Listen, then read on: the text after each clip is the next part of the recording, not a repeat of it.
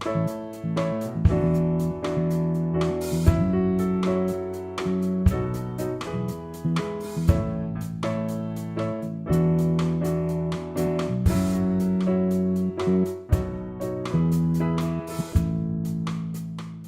afternoon. Good afternoon. This is our student study team, and let me explain the process of our student study team to you. As we've been talking about some of your concerns with Justin that you've brought to the teacher and some of our concerns that we see with Justin in the classroom, this is the process that we go through to identify what those concerns are and come up with a plan of action to be able to support Justin in the classroom and at home. So we're going to start by asking you some questions, and the information that Teacher Andrea is writing down, we will give you a copy of this at the end of the meeting so that you have it as well. When I think about leadership, I think that doing this kind of work is very hard, and that the leader has to really be an inspiration to get everybody else to see the hope, the value, the outcome, the reward of creating a program that really serves families and children. Leadership is so invaluable when it comes to the way that a program is operating. And as a center director, I really do feel the weight of that responsibility and the honor of that responsibility at the same time. What's needed to really sustain yourself as a program leader and help lead a program? The ability to lead by example, the opportunity to be able to share with staff what it is that you're hoping that the program will bring and enlist their vision as far as what they would like to bring to the program, and to model the way in doing that. It's important to have three really dynamic understandings around systems. There's the piece about systems thinking, so in understanding how systems work, understanding that these small parts within my system create the whole picture, being able to understand that how important like communication is and healthy communication, and if I don't have healthy communication within my program, what is the ripple effect of that and how that will end up impacting my system. Being able to build intelligence from that. So being able to assess, evaluate, look at the information and build intelligence from the information that you're receiving. And then to have the courage to create change when you need to create change. And I think we have a history of leadership ideas that leaders will have all of the answers and have a sense of certainty, and we want to create a new way of thinking about that.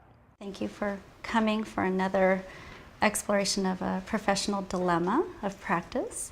And tonight we have the pleasure of having Katie Kuehl, who's going to present a dilemma on family engagement.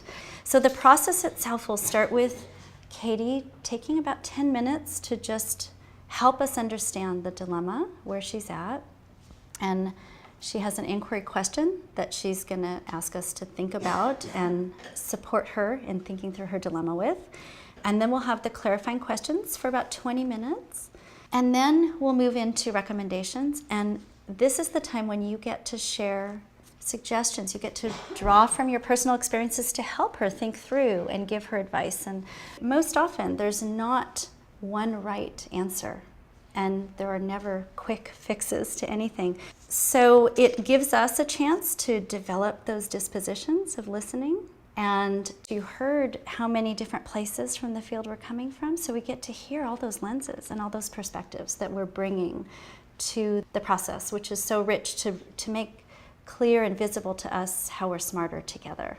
So I have been in my current position as a program manager for 9 months, and before that I was a preschool teacher, classroom teacher, full-time on the floor for about 5 years.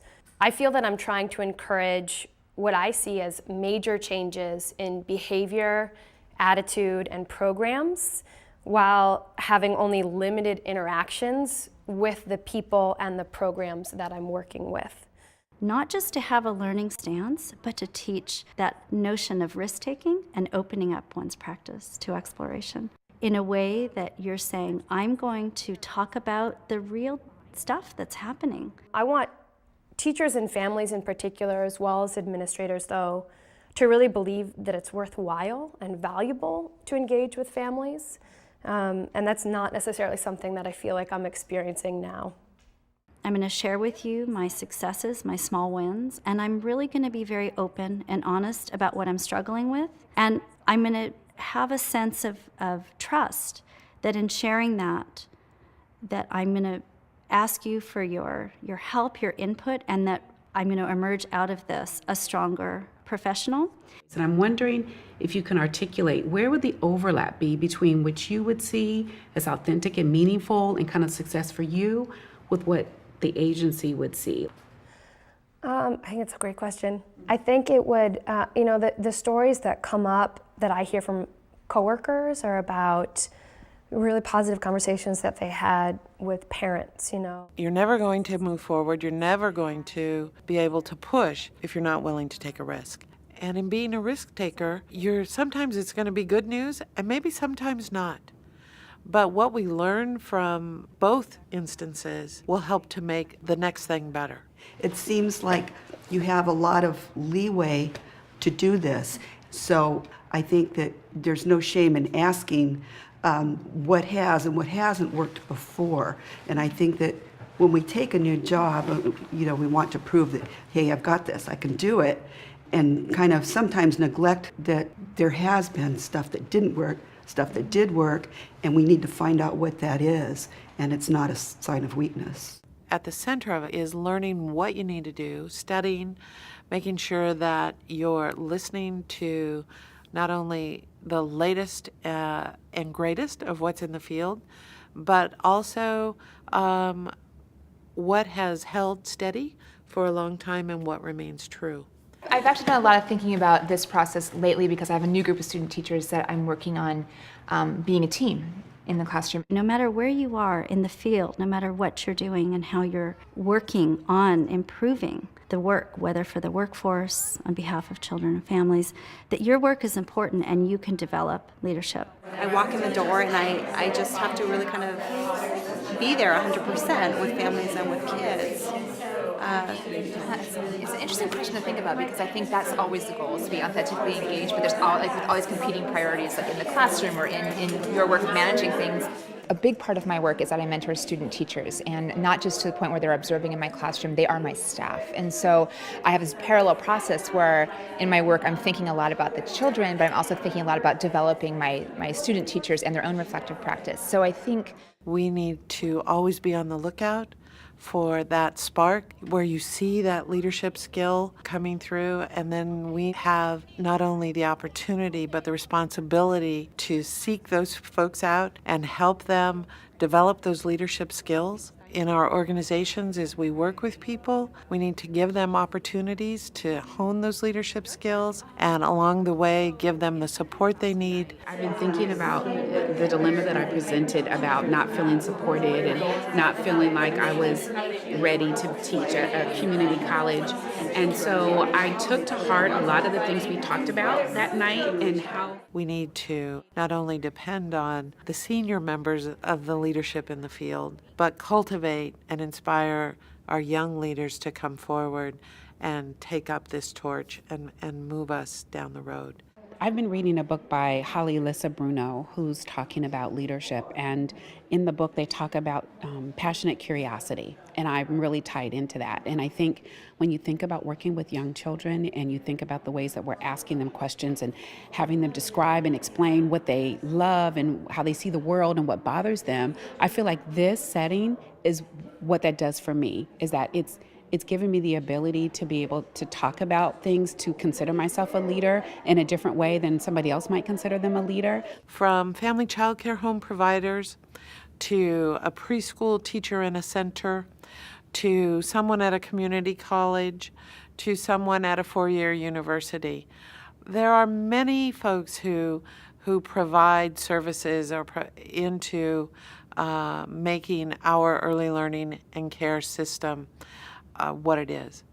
And so as we look across the field, we need to develop leadership in all of those areas and help them make sure that we are crossing over and talking with one another so that we all have a common message and we all have a common vision moving forward. All of your classroom teachers are also leaders, and allowing them to have that leadership and have that role is important as well, because Otherwise, you're not allowing others to make decisions, important decisions about everyday things that happen in children and families' lives, because you're not always going to be there as the center director or assistant director or supervisor, whatever your title might be. In terms of leadership competencies, I know that all the leaders we have here are competent, whether they're an assistant cook in the kitchen or whether they're a higher level manager. Everyone here is competent at their work, and we need to trust people to do their work and let people do their work and have ideas about how their work can be done. And so the way that I really facilitate strong leadership is I let people do their work. We need to make openings for young people to have voice. And that means sometimes saying, you know, I'm bringing this person along, we need to have a new representative, I'm willing to step aside and let someone else come forward. You know, we need to have men of color in this conversation, because there are children of color and they have fathers and grandfathers. We need to ensure that we have a very diverse workforce that understands the culture that families bring into our programs, that our workforce reflects the children we serve. And certainly with the number of dual language learners that we have in California, we want to be able to serve children and their families in the best way we can. En la casa ella es más sociable porque ella convive con sus dos hermanos y So how do we bring leaders from all walks of life into this area? As the leader, you're not the ultimate decision maker always, because there's a lot of people involved. And the decisions that you make are based off of the individuals and the families and the children and the care teachers and the staff as well, and the community as a whole. And one of the things that I know, if I can speak from my own personal experience, that I do is as I find out more about the people that I work with every single day. And that helps me to gain an understanding of where they're coming from and how they view their role in our center. And it also helps us to have very open discussions about how we can provide really relevant care for our families. But I also think that when we talk about leadership, that we need to also look outside of what we think of generally as a leader, as whether it's a center director or an administrator. Sometimes it's a grandparent. Sometimes it's an auntie or somebody in the community.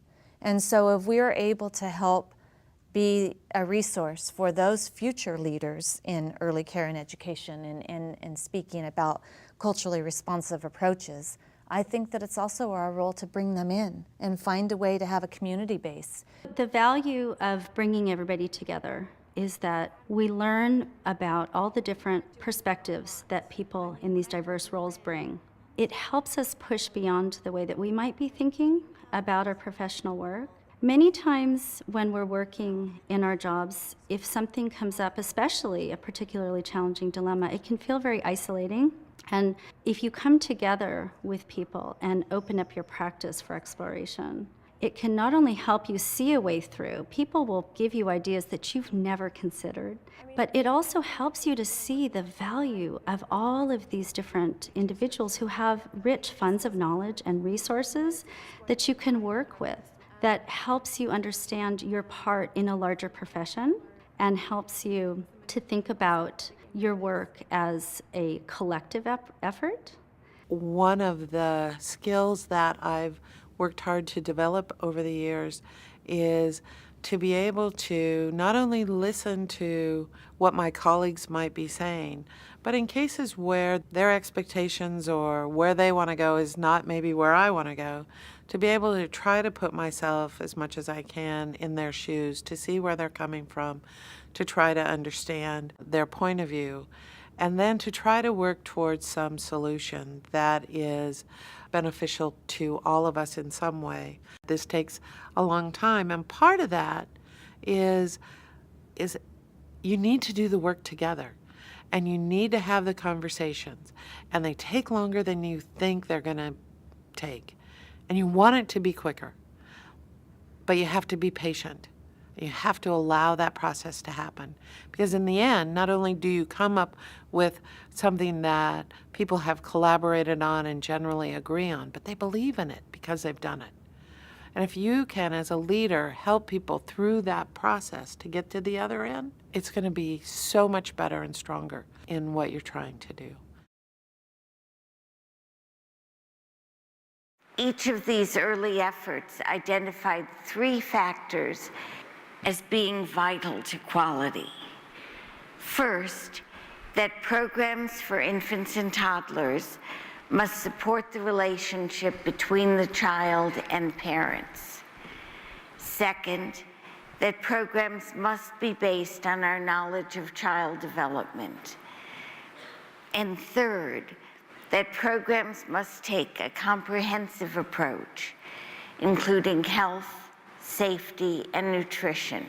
I think the role of leadership is to help to not only create a vision of what this can look like for the state of California, what early education and care can look like, but also to help us inspire people to get there. The notion of knowledge mobilization is really about how do we get what we know into the hands of people who need it in a timely fashion, in a way that they can understand it and use it. There are 3 questions linked to the notion of knowledge mobilization. Those 3 questions are what, so what, and now what. The what has to do with the work the researchers are doing in terms of understanding child development. Our leaders need to be able to create and see and help implement that vision, and at the same time, as I said, inspire folks to join them. I think a leader has the ability to tell that story back to the world in a way that anyone can understand. I think when you see great leaders, what they have in common is that ability to connect. How do I connect with the people I'm working with, whether it's one-on-one or in a room full of thousands of people? How am I able to connect and tell the story that not only gets the point across, but hopefully moves people to action? One of the things that people are getting is that during the first 3 years, perceptual motor activity, language development, cognitive development, and most importantly, social emotional development are peaking in ways that the people who are caring for young children during these periods of time must know how to attend to those things. Our role is to inform and educate everyone from the legislature to our partners at the federal level and what we're doing here with stakeholders, with everyone from parents all the way up to at the very highest level of our government, to help them understand the difference that quality early education and care can make for our children. And I think the other important role that leaders have is how do we help each other unite around a common message? In a time when resources, both financial and human, are really at a premium, we need to band together and set our vision and set our path forward for where we want to go. And then each of us carrying our own part of that, join and move the state forward. We also think very intentionally about the purposes of leadership and asking questions about, why people want to develop leadership, what those explicit goals and purposes and aims are, and we link that to thinking about issues of social justice and equity, and thinking not only about these ideas historically in our field, but where we are in contemporary times, so that we can have students and emerging leaders really think courageously about how to notice, observe, name the injustices and inequities that they see around them, and to work skillfully to try to interrupt those. There's a place where I think we have to engage in more advocacy-oriented behavior, which means being willing to break tradition and step outside of the norm, and sometimes disengage from our colleagues who have a certain notion about the way things should be. If we feel, and in this particular case, if I feel that what I need to say is more representative of a new notion than it is a perpetuation of the same old thing.